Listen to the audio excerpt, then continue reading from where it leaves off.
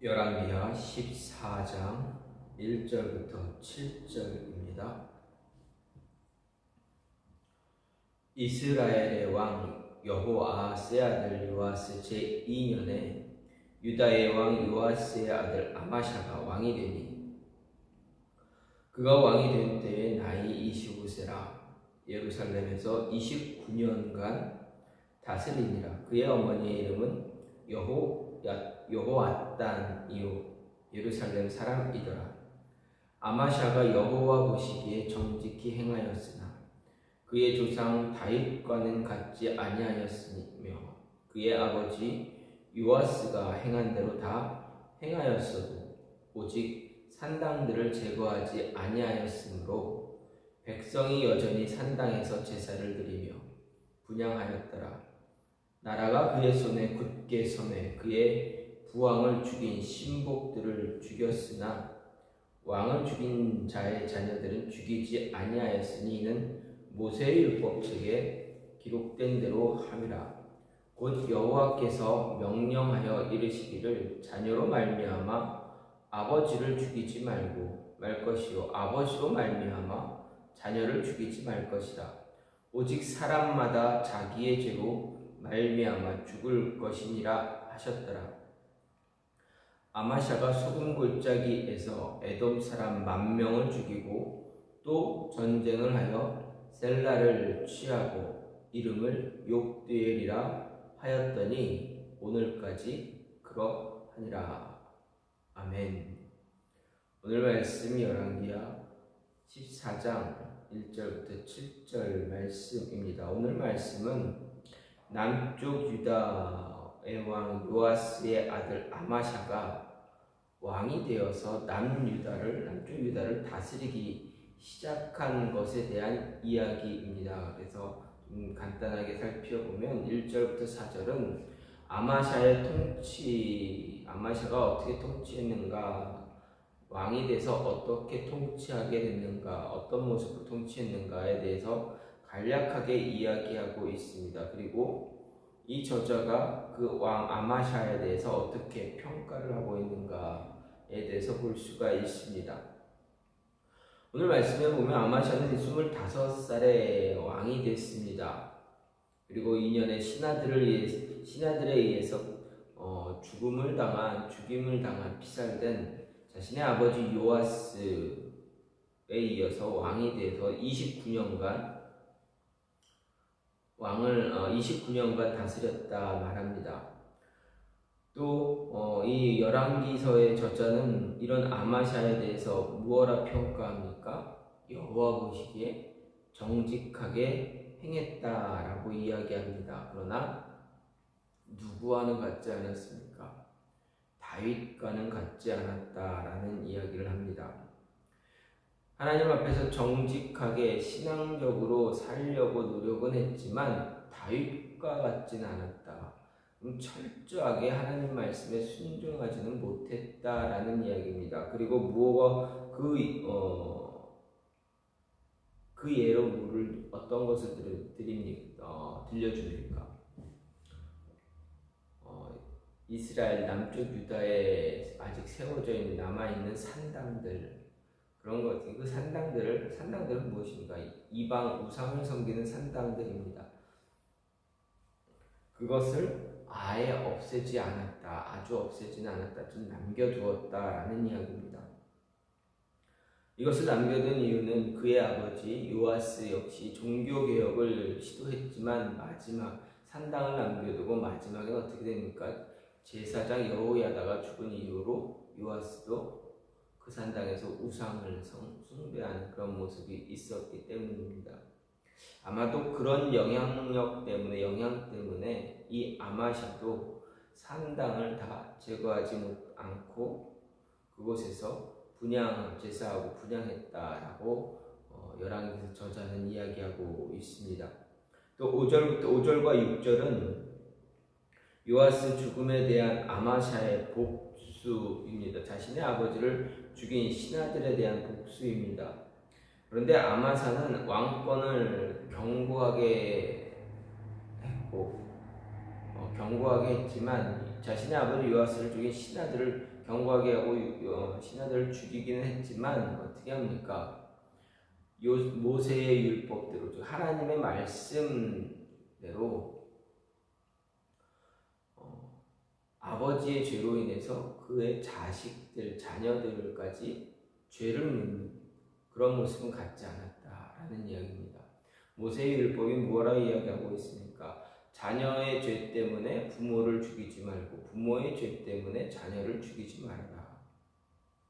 그냥 죄 지은 사람만 처벌하고 그의 가족들은 아무 적이 없으니 그냥 내버려 두어라, 남겨두어라 라는 이야기였습니다. 근데 아마샤는 그 말씀대로, 그 율법의 말씀대로 그대로 순종했다라는 것입니다.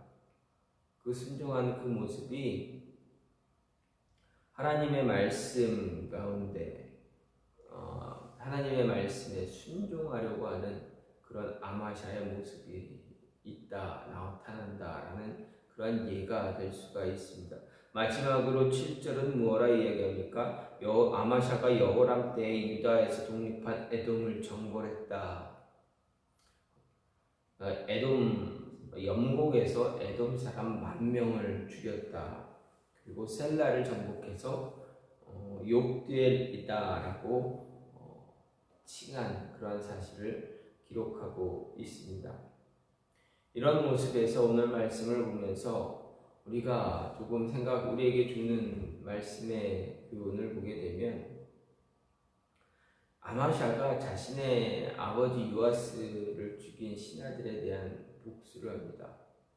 여러분 생각을 해보십시오. 한 나라에 왕이 있습니다. 한 나라가 있는데 그 나라에 왕이 있습니다. 근데 신하가 왕을 죽였다, 살해했다, 시해했다라고 한다면 그 나라에 왕권이 제대로 서 있겠습니까? 그 나라가 바르게 서 있는 나라입니까? 그렇지 않습니다. 왕을 살해하고 한 나라의 대통령을 죽인 그 신하들이 살아있다면 그 나라는 바르게 설 수가 없습니다. 왜 그렇습니까? 그 신하가 힘을 갖고 권력을 갖게 될 것이기 때문입니다. 권력을 갖게 되면 어떻게 됩니까? 신하가 힘이 세지면 왕을 자기 마음대로 세우고 또 끌어내리고 자기가 어린 왕들을 세우고 자기 마음대로 하다가 마음에 안 들면 그 왕도 폐위하고 쫓아내고 이런 모습을 갖게 됩니다. 그러면 그 나라가 바르게 설 수가 있습니까? 그렇지 못합니다.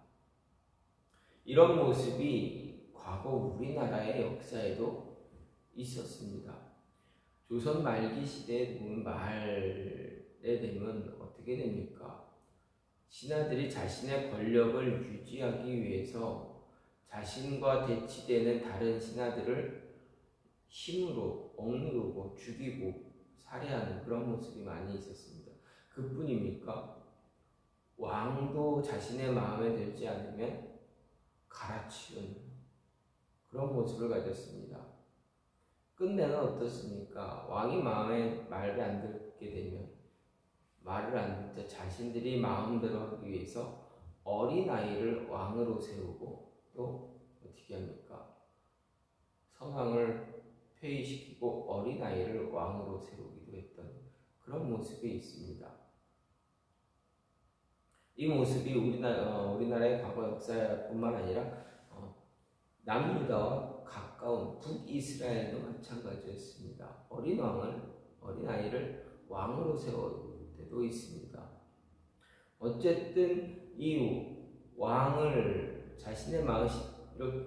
살해한 신하가 바로 있으면 나라를 굳세게 세울 수가 없습니다. 왜냐하면 왕권이 바르게 서지 못하기 때문입니다.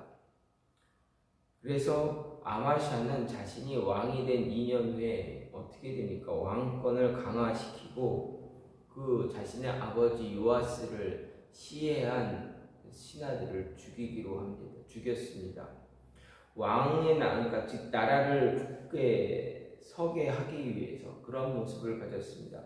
그러면 아마사를 통해서 나라를 굳건하게 세우기 위해서 어떻게 해야 되는가, 어떤 모습이 있어야 되는가, 나라를 바르게 세우려면 어떻게 해야 되는가, 혹은 나라만이 아니라 우리 가정, 저나 여러분의 가정이 바르게 서려면, 굳건하게 서려면 어떻게 돼야 되는가, 아니 교회가, 공동체가 바르게 세워지기 위해서는 어떤 모습들이 있으면 바르게 설 수 있는가 생각해 볼 수가 있습니다.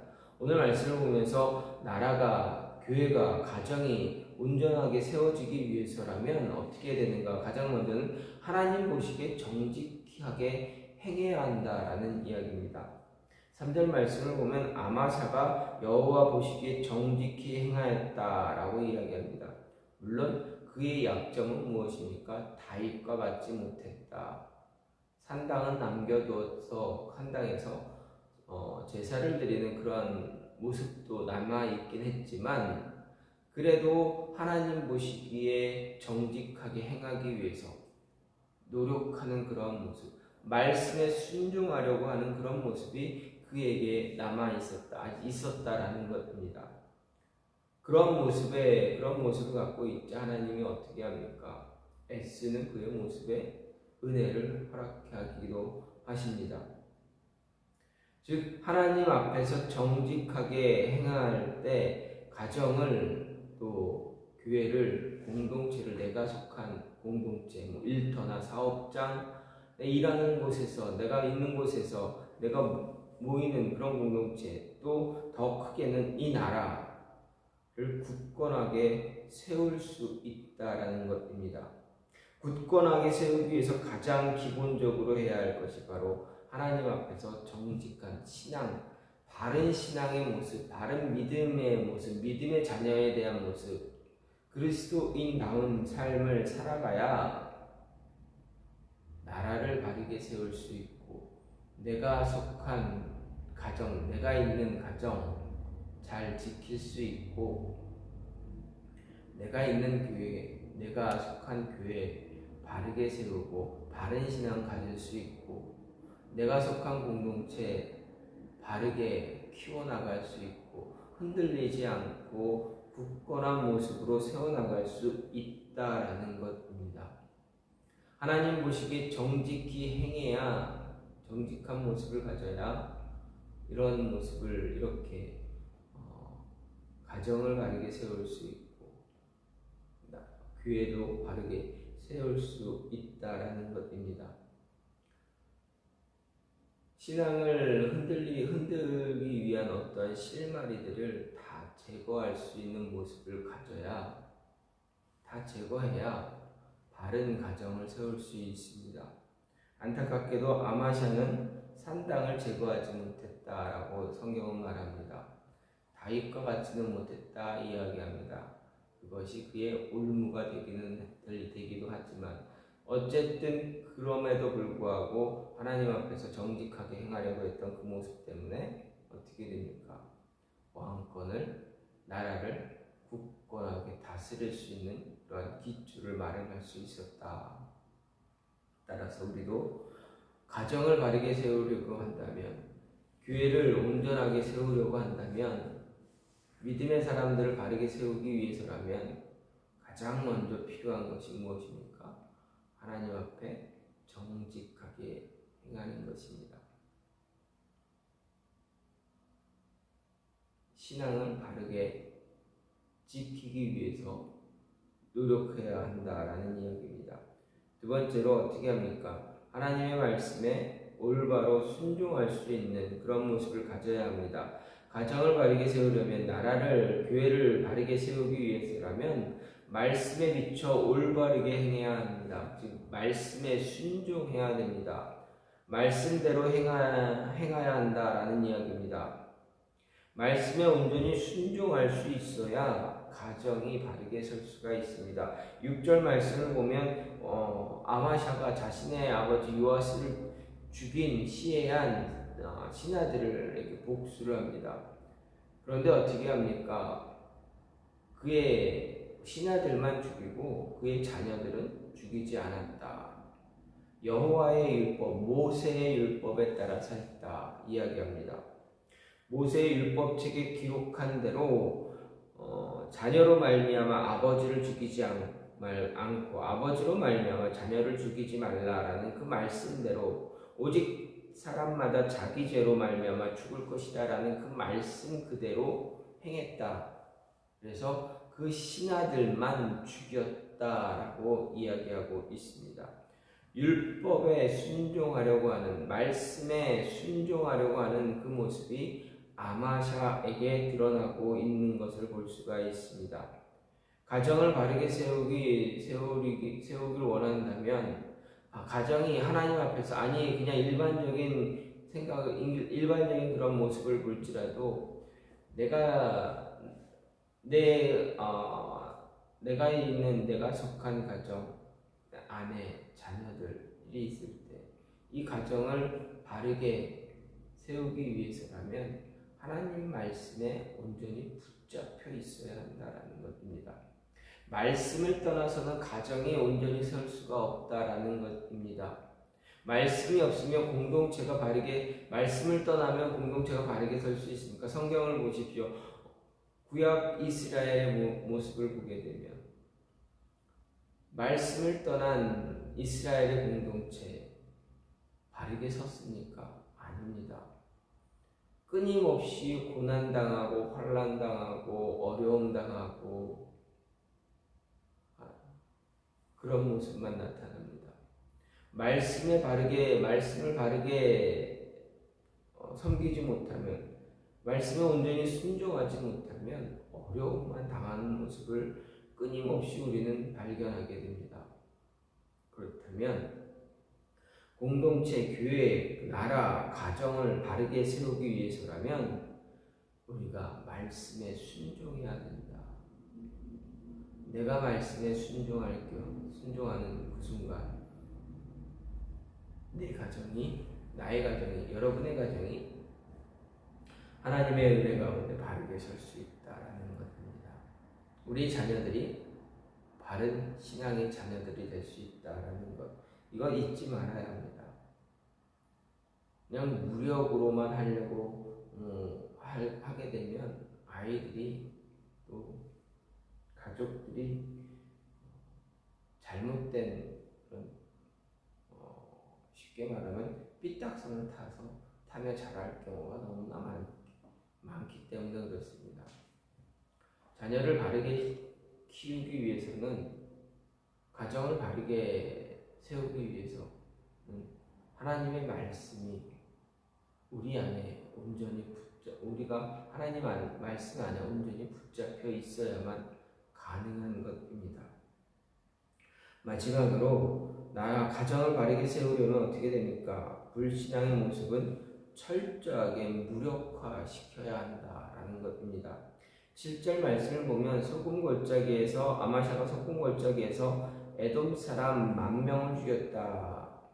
또 셀라를 취해서 욕되리라 했다. 이렇게 이야기합니다. 아마 에돔은 이스라엘에게 에돔은 어떤 존재입니까? 이 에돔은 끊임없이 이스라엘을 괴롭히는 그러한 존재입니다.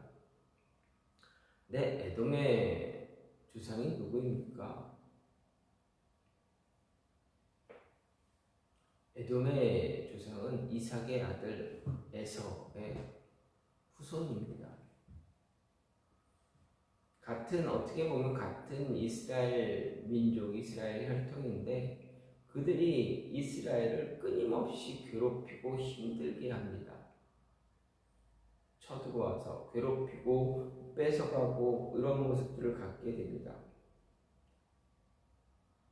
그 에돔 민족들, 에돔 사람들은 어떻습니까? 하나님을 바르게 믿는 자들입니까? 그렇지 않습니다. 우상을 섬기는 그런 자들입니다. 그들은 하나님을 향한 불신앙의 모습을 가졌습니다. 그리고 이 이스라엘을 괴롭힐 뿐만 아니라 이스라엘에게 계속 좋지 않은 영향력을 주게 됩니다. 그래서 에돔을 얘기할 때 이스라엘과 함께 에돔을 얘기하면 에돔에 의해서 이스라엘이 하나님을 떠나게 되는 그런 모습들이 참 많이 생기게 됩니다. 그렇기 때문에 불신앙의 모습을 갖게 만드는 그러한 존재가 되어버립니다. 그럼 어떻게 됩니까? 가정을 바르게 세우려면 우리 신앙을 방해하는 그런 방해거리, 우리가 믿음 생활하는데 어렵게 만드는 그런 요소들, 그러한 작은 요소들, 이 모든 것 다 철저하게 제거해야만 한다라는 것입니다. 철저하게 무력화시켜야만 우리의 신앙이 바르게 설 수가 있습니다. 우리 신앙을 방해하는 모든 요소에 대해서 단호하게 맞설 수 있는 그러한 담대함, 그러한 바른 신앙의 모습이 우리 안에 있어야 우리가 가정을, 교회를, 공동체를, 나라를 굳건하게 세울 수 있다라는 말씀입니다. 그래서 여러분 정말 신앙 안에서 여러분이 있는 가정이 신앙 안에서 바르게 세워지고 자녀들이 신앙 안에서 바르게 성장하기를 소망하고 있다면 가장 먼저 하나님 보시기에 정직하게 행하고 말씀에 순종하려고 하는 그 모습들, 말씀을 지키려고 하는 모습들 갖고 또 말씀을 순종하지 못하게 하는, 하나님 말씀에 머물지 못하게 하는 어떤 요소들을 철저하게 단호하게 제거할 수 있는 모습이 있어야 한다. 아마샤는 그 모습들을 철저하게 제거하지 못했습니다. 산당을 남겨두었습니다. 그래서 그곳에서 제사도 지냈습니다. 하나의 실마리를 여지를 남겨두니 그가 하나님을 온전하게 바르게 섬기지 못하는 그러한 모습을 갖게 되었다라는 것입니다. 여러분, 믿음의 사람 되길, 신앙의 사람 되길 원하십니까? 아니, 믿음의 가정, 여러분이 속한 가정이 믿음의 가정, 신앙의 가정이 되길 원하십니까? 그렇다면 하나님 보시기에 정직하게 행하고 말씀에 순종하고 신앙을 가로막는 어떤 요소가 보인다면 철저하게 단호하게 제거해야 한다라는 것입니다. 이 모습이 여러분 안에 있어서 여러분의 가정이 그리고 교회 안에 있어서 교회가, 나라가 바르게 설 수 있는 모습이 있기를 간절히 소망합니다. 이 시간 같이 기도하기로 하는 것은 하나님, 우리의 가정이, 우리의 교회가, 이 나라가 하나님 보시기에 바른 모습으로 세워질 수 있게, 온전하게 세워질 수 있게 해달라고. 그러기 위해서 하나님 보시기에 정직한 행하며 말씀에 순종하고 말씀에 우리 신앙을 가로막는 그러한 모습들이, 그런 것들이 있다면 철저하게 단호하게 제거할 수 있는 모습 갖게 해달라고 이 시간 기도하시고